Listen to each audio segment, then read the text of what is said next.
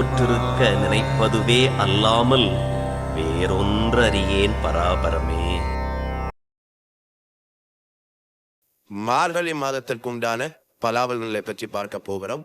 மார்கழி என்பாலே ரொம்ப பிரமாதமான ஒரு மாதம்.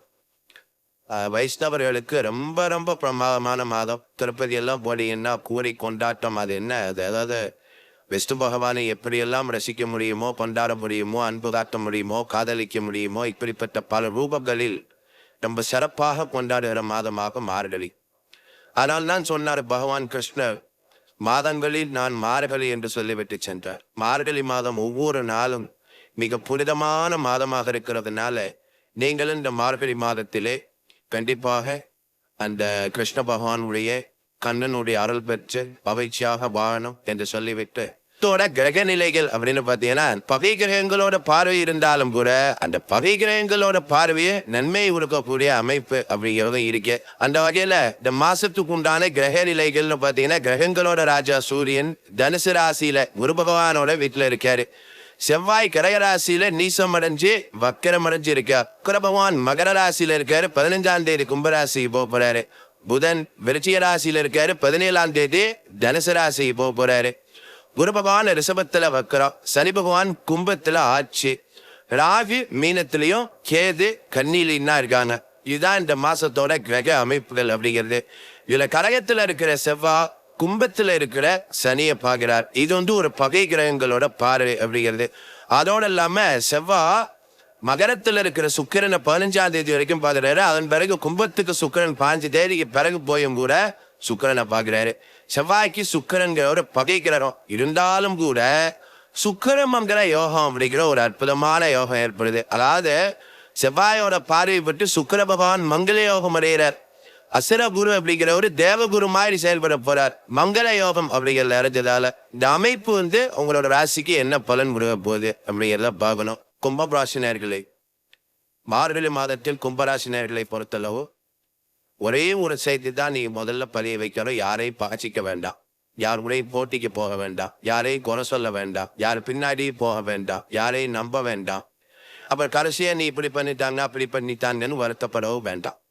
இந்த ஒரு செய்தியை மட்டும் மனதில் பதிய வைத்துக் கொண்டால் மீதி வரக்கூடிய அனைத்தும் உங்களுக்கு சிறப்பாக இருக்கும் அப்படிங்கிறவர் எந்த ஐயப்பாடுகளும் இல்லை. ஏனென்றால் இந்த மார்கழி மாசத்துல கும்பத்தில் பிறந்தவர்களுக்கு சூரியன் 11ஆம் இடத்தில் வீற்றிருக்கிறார். பொதுவாகவே சூரியனை பொறுத்தளவு 3, 6, 10, 11 போன்ற இடங்களில் அமருவது என்பது கோச்சாரத்துல நல்ல பலன்களை கொடுக்கும். அந்த அடிப்படையில் சூரியன் 11ஆம் இடத்தில் இருப்பது தெய்வாதீனமாக சிவகராட்சம் என்று சொல்லக்கூடிய உங்களுக்கு குறைகளற்ற மனப்பூர்வமான சக்சஸ்ஃபுல் பீஸ்ஃபுல் என்று சொல்லக்கூடிய அனைத்தையும் சிவகராட்சம் என்று சொல்லக்கூடிய இறையருள் அள்ளி வழங்குகிற மாதமாக இருக்கிறதுனால இனியே இன்னொருத்தர போய் நம்பணும், ஏன் யாருக்கு பின்னாடி போகணும் இப்படிங்கிறதுல நீங்கள் உறுதி மனப்பான்மையாக இருக்க வேண்டியது கட்டாயம். மட்டும் இல்லாமல் கும்பராசியில பார்த்தீங்கன்னா 4ஆம் இடத்துல போய் குருவாம் இருக்கிறார். அந்த குரு பகவான் 4ஆம் இடத்தில் இருப்பது என்பது நண்பர்களிடம் சொல்ல வேண்டியதை மட்டுமே சொல்லணும். யார்கிட்ட நிக்கிறோம் என்ன பேசுறோம்ங்கிறத பார்த்து பேசணும்.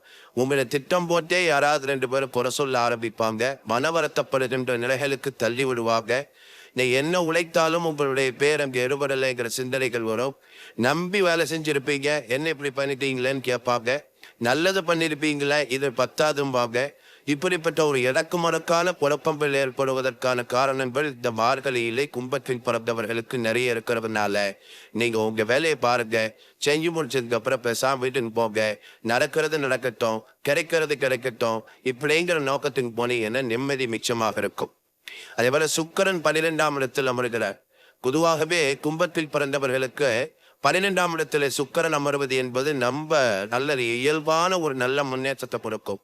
ஏனென்றால் 12ஆம் இடத்தில் சுக்கிரன் அயன சயன போக பாக்கியத்தை வழங்கும். நேரத்துக்கு சாப்பிடலாம், நிம்மதியை தூங்கலாம், நல்லா ரெஸ்ட் எடுக்கலாம், சந்தோஷமா இருக்கலாம்.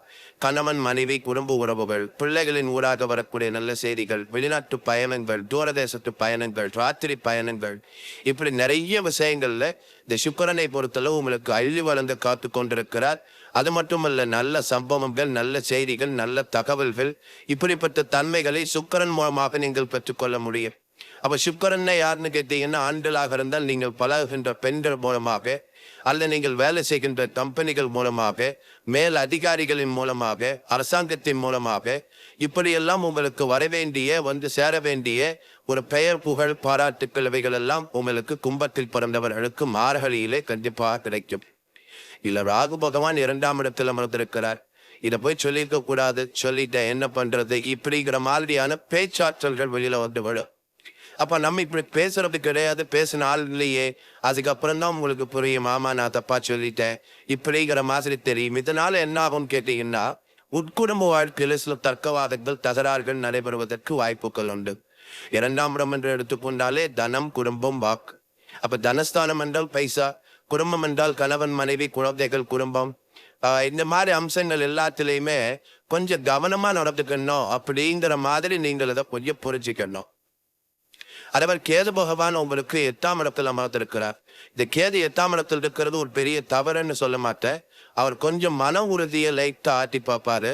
அலை குறிப்பாக இந்த பள்ளிக்கூடத்து குழந்தைகள், இந்த சின்ன அப்பதான் பறிச்சு முடிச்சுட்டு வேலைக்கு போற பசங்க, ஆரம்ப நிலைகளிலே தங்கள் வாழ்க்கையை கவனித்து கொண்டிருக்கக்கூடிய பிள்ளைகள், இவங்களுக்கெல்லாம் கொஞ்சம் பயம், இல்ல சின்ன தோல்வி, இல்ல இது நடக்குமா நடக்காதான்னு ஒரு அச்சம், இப்படிப்பட்ட குழப்ப நிலைகள் எல்லாம் இந்த கேது பகவான் 8ஆம் இடத்தில் இருக்கிறதுனால கிடைக்கும்.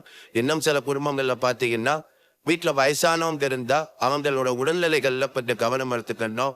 கொஞ்சம் ஏதாவது இடுப்பு வலி, கால் வலி, கை வலி, முட்டி வலி, இப்படிப்பட்ட எலும்பு சார்ந்த பிரச்சனைகள் வருவதற்கான வாய்ப்புகள் உண்டு. இன்னொரு பக்கம் பார்க்கிற போது இந்த மாசத்துல தான் நீங்க ரொம்ப புதுசா கற்றுக்கொள்ளக்கூடிய வாய்ப்புகள் இருக்கும். சில பேர்களுக்கு இடமாற்றங்கள் கிடைக்கும். இது எல்லாமே ஒரு பக்கத்துல பார்த்தீங்கன்னா உங்களை சரியான முன்னேற்ற பாதையில் கொண்டு செல்வதற்கு தேவைப்படுகின்ற அனைத்து அனுகூலங்களையும் இந்த மார்கழி மாசத்துல கும்பத்தில் பிறந்தவர்கள் பார்க்கலாம். குறிப்பாக தகப்பனாரின் உடல்ல எல்லாம் சொல்ல கொஞ்சம் கவனமா இருக்கணும். ரொம்ப அலையிறது, அங்க போறது இங்க போறதெல்லாம் வேண்டான்னு சொல்லி கட்டுப்படுத்தி வைக்கணும். உடன்பிறப்புகளோடு ஏதாவது சின்ன மனக்கிளேசம் வருவதற்கு வாய்ப்புகள் உண்டு. இப்படி பல கோணங்களில் மார்கழி என்பது உங்களுக்கு நல்ல மாதம்தான். ஆனால் கொஞ்சம் கொஞ்சம் முன்ன பின்ன மனசுக்கு சண்டலைகள் வரும். இதை சமாளிக்கலாம்.